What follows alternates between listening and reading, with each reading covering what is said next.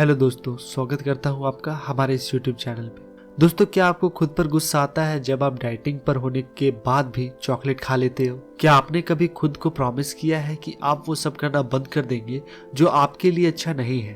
क्या आप अपनी जिंदगी को बदलने की कोशिश करते हैं लेकिन कुछ ही दिनों बाद आप कोशिश करना बंद कर देते हैं? इस बुक में आप जानेंगे कि हम वो चीज क्यों करते हैं जो हमारे लिए सही नहीं है। इस बुक को लिखा है रिचर्ड ओ कानोन ने और इस बुक का नाम है rewire change your brain to break bad habits, overcome addictions, conquer self destructive behaviour. दोस्तों, इस बुक में आप दिमाग के उन दो हिस्सों के बारे में जानेंगे जो हमारे अंदर आपस में लड़ रहे हैं। हमारी बुरी हैबिट्स के लिए यही जिम्मेदार है। जब बात आती है बुरी हैबिट्स के बनने की, आप सीखेंगे कि कैसे हमारा बचपन इसमें एक अहम रोल निभाता है। आप सीखेंगे कि कैसे पावर को सेल्फ कंट्रोल की मदद से हम अपने सेल्फ डिस्ट्रक्टिव बिहेवियर पर काबू पा सकते हैं। अंत में आप उस 12 स्टेप प्रोग्राम के बारे में जानेंगे जो लोग को उनकी बुरी हैबिट्स पर जीत पाने के लिए मदद करता है। कि आप अपने ब्रेन को रीवायर करने के लिए तैयार हैं? अगर तैयार हैं तो चलिए शुरू करते हैं आज के इस वीडियो को। Topic 1, 2 brains not working together. 2 दिमाग जो साथ में काम नहीं करते। दोस्तों, जैसे ही आप एक और चिप्स का पैकेट खोलते हैं या एक और सिगरेट पीते हैं, आपका दिमाग आपको यह करने के लिए मना करता है। आप जानते हैं कि खुद को नुकसान पहुंचाने वाली चीजें आपको नहीं करनी है, लेकिन फिर भी आप खुद को रोक नहीं पाते।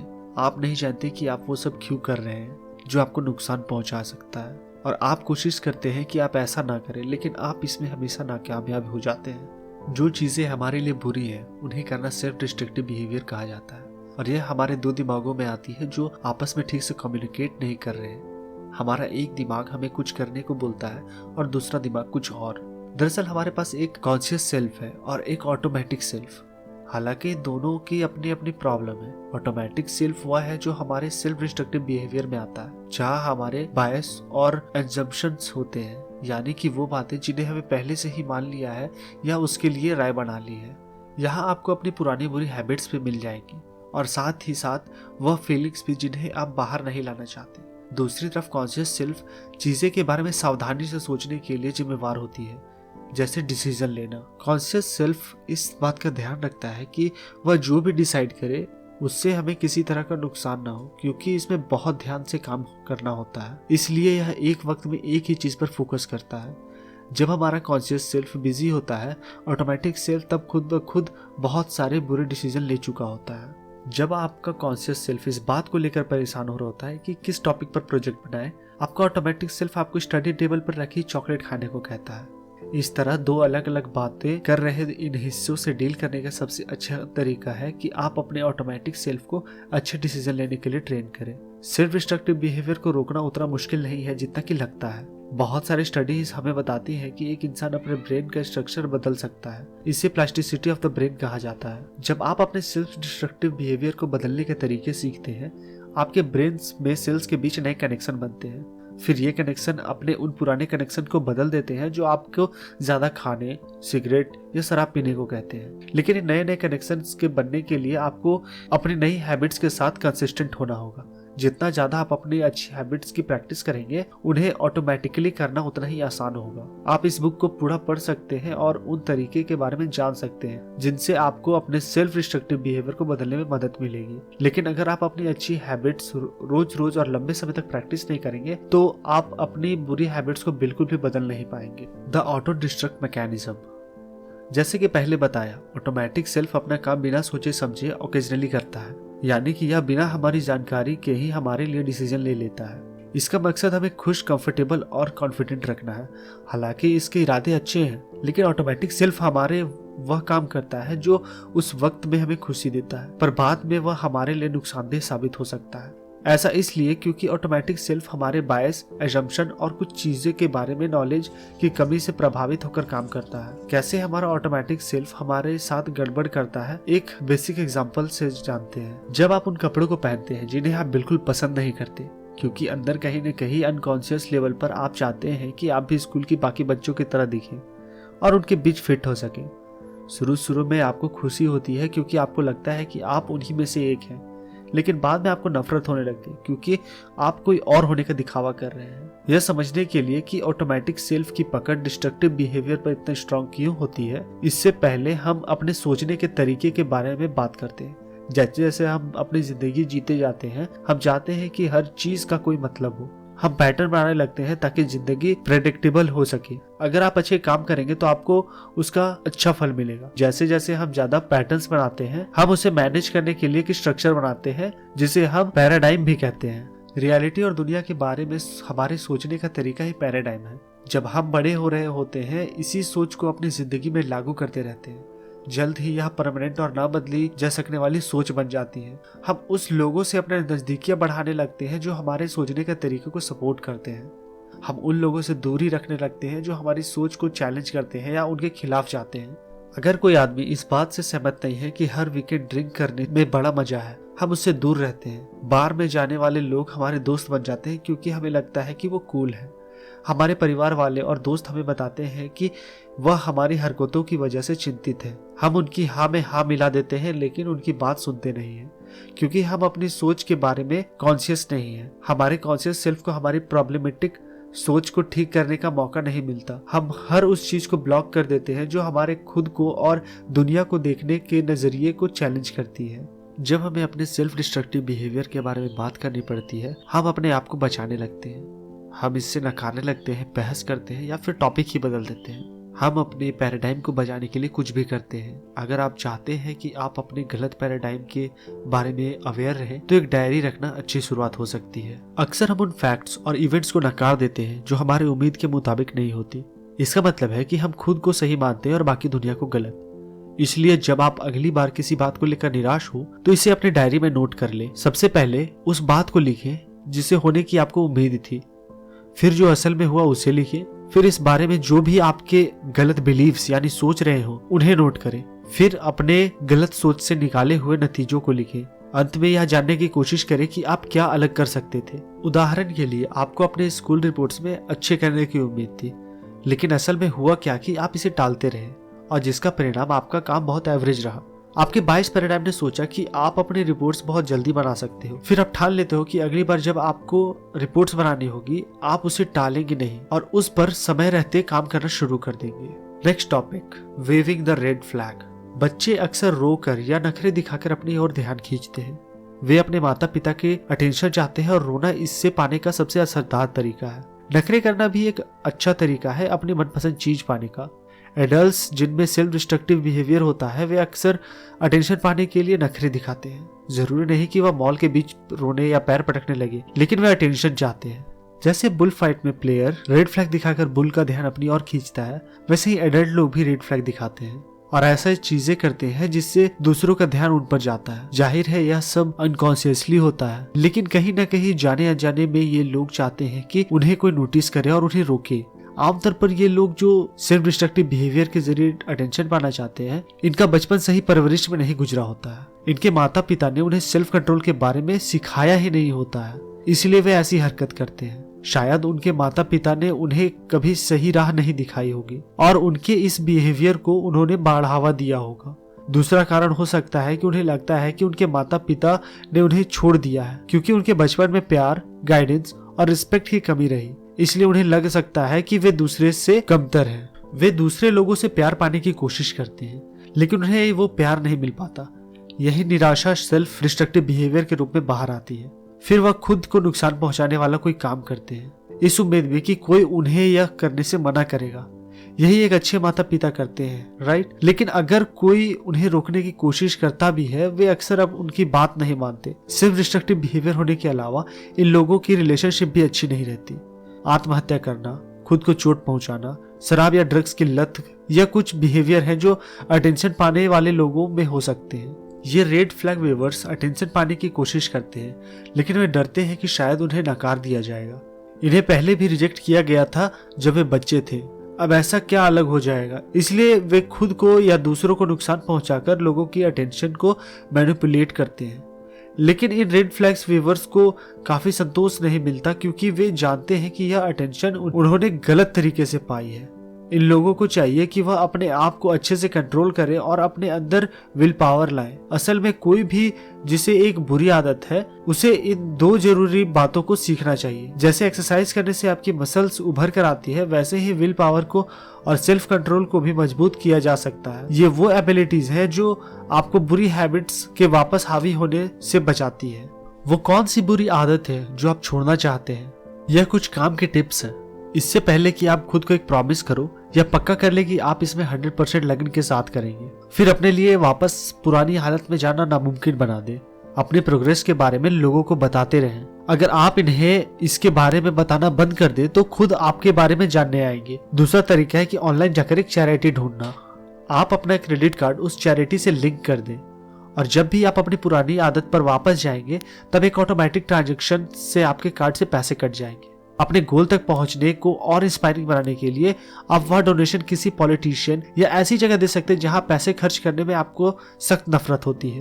अपने विल पावर को मजबूत बनाने का दूसरा तरीका है उन चीजों को अवॉइड करना जो आपको ट्रिगर करती है। ये छोटी छोटी चीजें हो सकती है, जैसे अगर आपको ड्रिंकिंग की प्रॉब्लम है तो घर जाते वक्त रास्ते में पड़ने वाले बार को अवॉइड करें। एक और तरीका है बुरी संगत से दूर रहना। बियर पीने के लिए हाँ बोलना बहुत आसान है, वह भी तब जब आपके साथ रेगुलर ड्रिंक वाले दोस्त हो। उन्हें बताइए कि आप ड्रिंकिंग करना छोड़ रहे हैं और अगर वह आपके इस फैसले का कदर नहीं करते तो धीरे धीरे उनसे दूरी हो जाइए। जब भी आप स्मोकिंग या ड्रिंकिंग के लालच के आगे हार मानने लगे तो याद करें कि आपने कितनी प्रोग्रेस कर ली है। उस उम्मीद पर कायम रहे कि बुरी हैबिट छोड़ना वक्त के साथ साथ आसान हो जाता है। मानसिक और शारीरिक रूप से अपने आप को तैयार करें कि इसमें महीनों का वक्त लगने वाला है, लेकिन इस बात से अपना मनोबल गिरने मत दीजिए। हर दिन जो आप अपने गोल को पाने में लगा देते हैं वह आपको एक बुरी आदत छोड़ने के और करीब ले जाता है। आप लत के आदी हो। जब आपको किसी चीज की आदत लग जाती है तो आपके पास कोई सेल्फ कंट्रोल नहीं होता। या तो आप किसी चीज के आदी हो जाते हो या किसी एक खास तरीके से बिहेव करने लगते हो। बहुत ज्यादा खाना या बहुत कम खाना, बिना सोचे समझे खरीदारी कर लेना और अनेक चीजें बुरी हैबिट्स में शामिल हैं। आप एडिक्टेड हैं या आपको तब पता चलता है जब आपको वह चीज किसी दिन नहीं मिलती। अगर आप उसे करना बंद कर देते हैं तो आपको नींद न आना, गुस्सा और बेचैनी जैसे लक्षण महसूस होते हैं। आपको लगता है कि आप जब मर्जी करें तब आप वो बुरी आदत छोड़ सकते हैं, लेकिन आप कभी छोड़ते नहीं।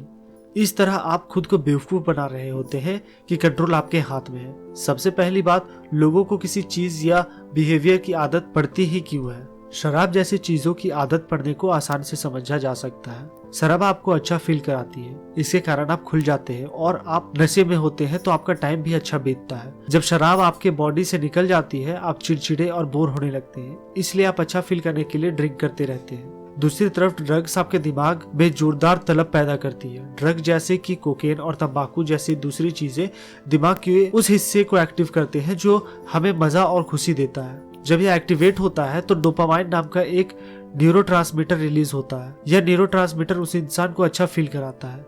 आप समझ सकते हैं क्यों एक ड्रग एडिक्ट ड्रग से चिपका रहता है, उसे छोड़ नहीं पाता। जितने लंबे समय तक एक इंसान ड्रग यूज करता है उसके दिमाग के प्लेजर सेंटर में उतना ही नुकसान होता है। अगर यह डैमेज हो जाता है तो इसका मतलब है आपको अच्छा फील कराने के लिए और ज्यादा ड्रग्स चाहिए होगा।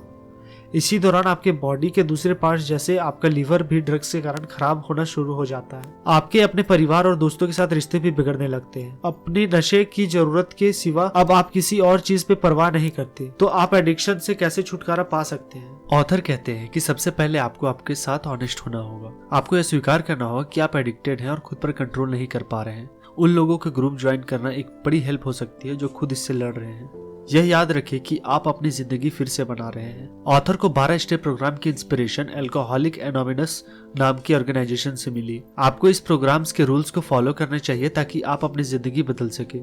यह आसान नहीं है, कुछ दिन ऐसे भी होंगे जब आप हार मानने लगेंगे, लेकिन यह 12 स्टेप प्रोग्राम आपको हर तरह से मदद करेगा।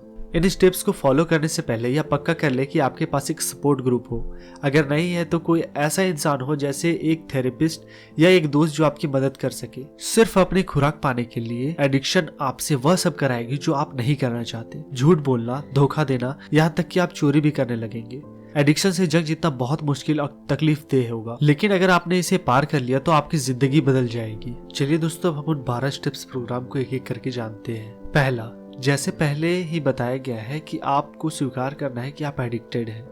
यह भ्रम को तोड़ दे कि आप कंट्रोल में हैं और कभी भी इसे छोड़ सकते हैं। अगर आप बार बार खुद को यही यकीन दिलाएंगे तो आप कभी भी असल में उसे छोड़ नहीं पाएंगे। दूसरा, इसे एक दिन के हिसाब से करें, दोहराएं और अपने मकसद पर भरोसा रखें। खुद को कहें, आज कोई सेल्फ डिस्ट्रक्टिव काम नहीं करना है, यह कोई बहुत बड़ा गोल नहीं है, कोई भी इसे कर सकता है। तीसरा, यह मान ले कि आगे मुश्किल दिन भी आएंगे, उस वक्त के लिए खुद को तैयार करें। जब आप कोई सेल्फ डिस्ट्रक्टिव काम किए बिना रह नहीं पाएंगे, चाहे कितने भी लुभावना क्यों न लगे, इस विचार के साथ खुद को रोक कर रखें कि ये वक्त बीत जाएगा। इस बारे में सोचते रहें कि अगर आप अपने पुराने तौर तरीके पर वापस न जाएं तो कितना अच्छा होगा। चौथा, अपने मॉरल्स पर वापस जाएं। स्वीकार करें कि आपके सेल्फ डिस्ट्रक्टिव बिहेवियर से आपसे बहुत बुरे काम करवाए हैं। हाँ, यह आपके एडिक्शन के कारण हुआ है, लेकिन इसे एक बहाना न बनाएं। ठान लें कि अब से आप ऑनेस्ट रहेंगे। पांचवा, उन लोगों से माफी मांगे जिन्हें आपने किसी भी तरीके से नुकसान पहुंचाया हो। यह फोर्थ स्टेप से रिलेटेड है और यह आपको एक बेहतर इंसान बनने में मदद करेगा। छठा, बदले में उनके साथ आप टाइम शेयर करें। एक दिन के लिए किसी बूढ़े इंसान का साथी बने या लोकल बीच की सफाई करें। अच्छे काम करने से आपको अच्छा फील होगा, इससे दुनिया में पॉजिटिविटी भी बढ़ेगी। सातवां, माइंडफुल एक्टिविटीज की प्रैक्टिस करें। माइंडफुल का मतलब है अपने रिएक्शंस और बिहेवियर को लेकर कॉन्शियस रहना। जब आप खुद के बारे में माइंडफुल होते हैं तो आप देख सकते हैं कि आप क्या गलत कर रहे हैं। यहाँ से आप अपनी गलतियां सुधार सकते हैं। आठवां, बार बार उस सोच को दोहराएं कि you can fake it until you make it. Alcoholic anonymous जैसे बड़े और फेमस ग्रुप भी इस सोच को अपनाते हैं। अगर आपने अभी भी शुरुआत की है तो आप मीटिंग अटेंड करते रहिए, मोटिवेशनल लाइंस को दोहराते रहिए और अपने इस फ्लो को बनाए रखिए। जैसे जैसे आप इसे बार बार करते रहेंगे यह आपके डेली रूटीन का हिस्सा बन जाएगा। एक दिन आखिरकार आप यह कह पाएंगे कि आप पहले एडिक्टेड थे, लेकिन अब आपने इससे छुटकारा पा लिया है। इन स्टेप्स को फॉलो करते रहे, भले ही कभी कभी आपको इन पर भरोसा ना हो। 9वां पॉइंट, अगर आपके पास कोई सपोर्टिंग ग्रुप नहीं है तो एक स्पॉन्सर तलाशें। स्पॉन्सर वह होता है जिससे आप अपनी रिकवरी के दौरान सब कुछ बताएंगे। वो आपको बिना किसी जजमेंट के सुने, लेकिन वे आपको सच भी चाहे वो कितना भी कड़वा क्यों ना हो। 10वां पॉइंट, अगर आपके पास कोई स्पॉन्सर ना हो तो अपने पास एक डायरी रखें। इसमें हर दिन अपने एक्सपीरियंस को लिखें या फिर अपना वीडियो बनाएं। अपनी फीलिंग्स को एक्सप्रेस करें। बताएं कि आपको ये अच्छे दिन कैसे लग रहे हैं और यह क्रेविंग कितनी ज्यादा हो सकती है। 11वां पॉइंट, अपने शॉर्ट टर्म गोल पर ध्यान दें, लेकिन अपने लॉन्ग टर्म गोल को भी याद रखें। हालांकि रोज थोड़ा थोड़ा करने से यह आपको बहुत मुश्किल नहीं लगेगा, लेकिन हमें लॉन्ग टर्म गोल पर नजर रखना भी जरूरी है। हर वो दिन जब आप खुद को सेल्फ डिस्ट्रक्टिव रास्ते से वापस जाने से रोकते हैं, यह आपके ब्रेन के लिए एक मौका होता है खुद को रिवायर करने का। धीरे धीरे आपके ब्रेन खुद को इस तरह से ढाल लेगा कि वह किसी नशीली चीज या बुरे बिहेवियर पर डिपेंडेंट नहीं होगा। जैसे जैसे आप आगे बढ़ते जाओगे, अपने एडिक्शन से दूर होना उतना आसान हो जाएगा। 12वां पॉइंट, अंत में प्रैक्टिस करते रहे। बार बार दोहराना ही सबसे जरूरी है।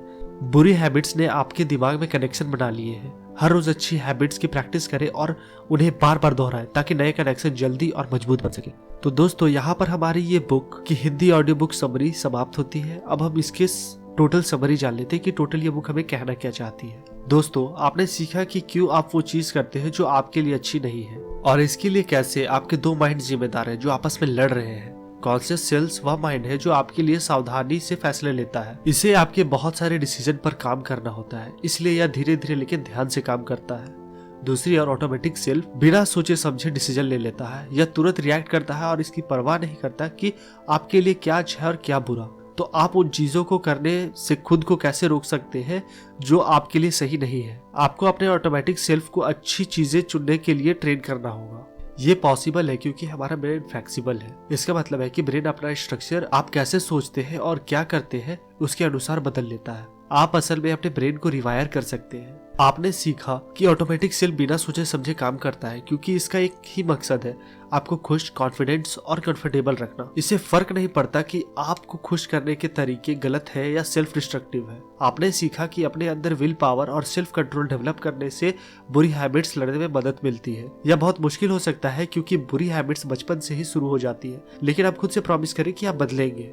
12 स्टेप प्रोग्राम की मदद से आप छोटे छोटे स्टेप्स लेकर अपनी इच्छा और तलब को रोक सकते हैं। खुद को सुधारने के लिए आपको बहुत मेहनत करनी होगी। बुरी हैबिट्स की जड़ें आपके दिमाग में बहुत गहरी बैठी हुई है, लेकिन आपको बेहतर बनना ही होगा। अच्छी हैबिट्स की रोज प्रैक्टिस करके आप अपने ब्रेन को रिवायर कर सकते हैं और अपनी बेहतरी के लिए बदल सकते हैं। आप अपने अंदर के राक्षस को हरा सकते हैं और दूसरे लोगों को भी इसके लिए इंस्पायर कर सकते हैं। जितना आप सोचते हैं आप उससे बहुत ज्यादा स्ट्रांग है। एक एक दिन करके आगे बढ़े। अंत में बुरी हैबिट्स, डिस्ट्रक्टिव बिहेवियर और एडिक्शन आपके अतीत का हिस्सा बन चुका होगा और वो पीछे छूट जाएगा। दोस्तों, यहाँ पर हमारी ये हिंदी ऑडियो बुक समरी समाप्त होती है। मुझे उम्मीद है कि आपको ये वीडियो पसंद आया होगा। अगर पसंद आया तो इसे लाइक और अपने दोस्तों के साथ शेयर कर दीजिए। अगर कोई सवाल या सुझाव तो कमेंट बॉक्स में कमेंट कर सकते हैं। और अगर हमारे चैनल पे नए हो या हमारे वीडियोस को रेगुलर वॉच करते हो और आपको हमारी कंटेंट अच्छा लगता है तो प्लीज हमारे इस चैनल को सब्सक्राइब कीजिए, साथ ही साथ बेल आइकन को भी दबा दीजिएगा। मिलते हैं आने वाली वीडियोज में, तब तक के लिए जय Hind, Vande Mataram and stay safe.